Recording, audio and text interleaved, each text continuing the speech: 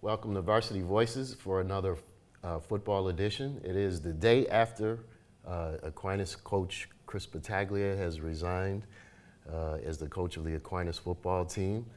He was nice enough to come down and share some more thoughts about what I'm sure has been a pretty hectic last 24 hours or so. Pretty crazy. How many people have you heard from? I'm pretty curious to see, who's kind of reached back and. I think I've heard from anywhere from 150 to 200 former players, and then I'm not a Facebook guy, but my daughter's on Facebook and Twitter, and I guess it's just lighting up. So it's been pretty interesting to see who's contacted me, and now they're men with families, so it's really interesting to hear from kids. I'm assuming time has practically flown by. I can't believe we're here today, and you won't be back next season. Yeah. What's kind of going through your mind now? What are you kind of looking at now? It's funny how fast time flies. Mm-hmm. I mean, I was thinking today as I was driving down here for the interview, 11 years ago I was driving to Salem Stadium to play Victor, and it's really gone by quick. And like I said, the kids that first played for me are now 28, 29 years old, and wow. It's been really crazy, but I've been a very lucky guy, and I realize that. 2006, where things really started to get rolling. I remember we were talking about those key moments in the program. Is there a particular game that year that kind of got the ball rolling? Well, when we played Victor in 2006 at the stadium, we were a huge underdog, and we had an idea that we were going to try to run the ball, and we ran the ball with a couple good kids, and we played a 3-5 defense, which we never played, and we upset them. And I think that started us on the road to be very good because we were a really young team that year. And then the next year we came back with all those guys, and we won the first state title. And so I would say that game was the game that really ignited the program. And that was far from the only game that you and Victor met. Oh yeah, Jim Haw and I had some great games in the stadium. I mean, there was a game we won on an interception. Chris Battaglia intercepted a ball and went 98 yards. There was another game where we were winning 7-3 and they had the ball, and Nicky Labruto intercepted a pass for us to win. In that game, Mike Messina and Chris Battaglia got hurt. But there were some great games between Victor and us, as there were some great games between McQuaid and us and Rush and us. So it was. I couldn't ask for anything more. It was really great times.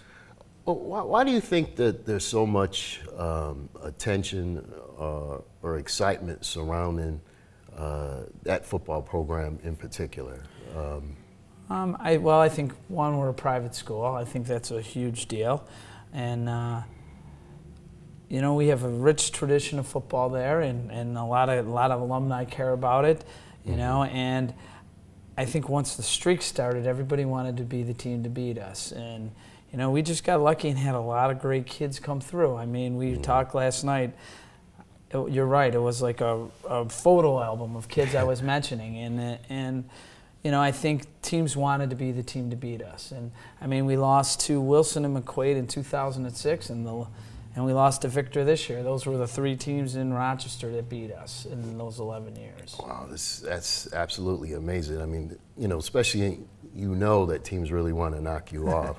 Well, last year we had to really, too, I hold Coach Lapani and Coach Harmon at high standard. They're the quality guys in the area, and we played down there. I talked to Billy Harmon this morning. We played down there. It was one of the toughest high school games I've ever seen in my life. And we didn't have 4 or 5 kids all we could practice. And then we go and play Joe and Rush plays great. They have a great quarterback last year, and we slide by that one. So I think last year with all the great kids we had, those were the 2 toughest games we played. Yeah, I noted that too. I was like, man, for a quote-unquote superpower team, they really had to work hard. They must have not been coached very well if they were a superpower team and we only won by a little bit. But, it's always been tough to get out of Rochester because everybody, I mean, there's this idea that people think that I thought I worked harder than everybody else, but that's not true. I know everybody works really hard, and especially Joe and Rich Lapani and guys like that, and Keith Malinich at Pittsford, and even the guys. I talked to the guy at Penfield today. He's working really hard. They're trying really hard to turn everything around, and that's what it's all about. Yeah, absolutely, absolutely. You mentioned that there's a higher level of expectations. Do the players kind of set that bar, or administration, or the coaches? Well, or I think the great thing about Aquinas was, first, Mike Daly, the president, is fantastic. He's basically saved the school. And then, I think your regular administration, it's all about kids there. And that's what I loved. And I'm not saying it's not that way in other places.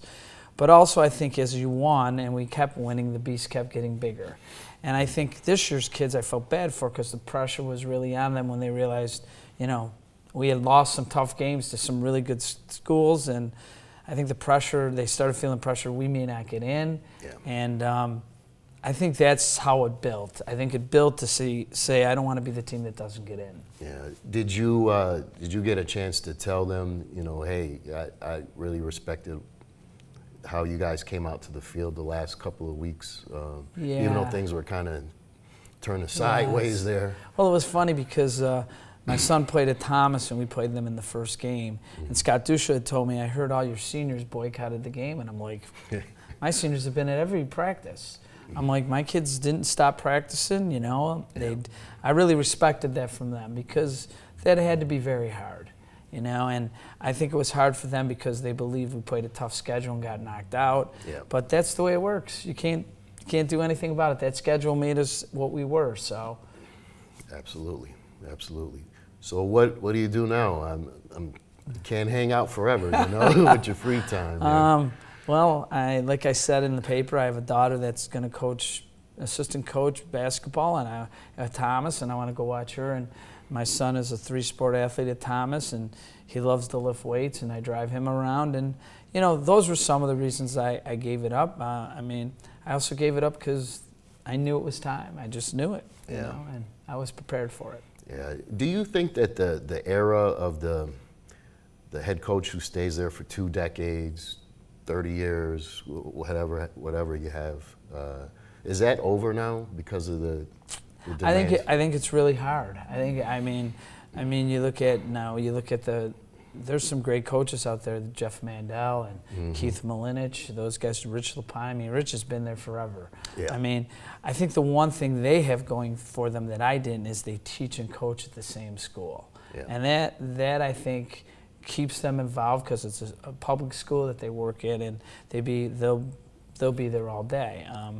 But I think the demands are really hard. It's really hard. These young guys got a lot of work to do. It's a lot of work, and that's one reason I stopped, because I said I can't put in that time, and it's not fair to my kids if I don't. I'm going to put you on the spot here. Will you have any kind of input on who follows you for the Aquinas position?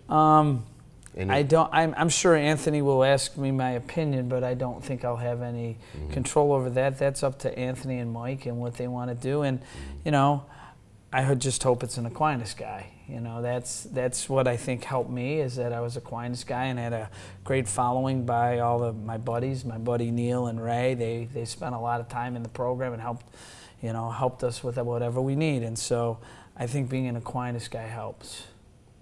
Okay. Don't forget to visit DemocratandChronicle.com for more Varsity Voices shows.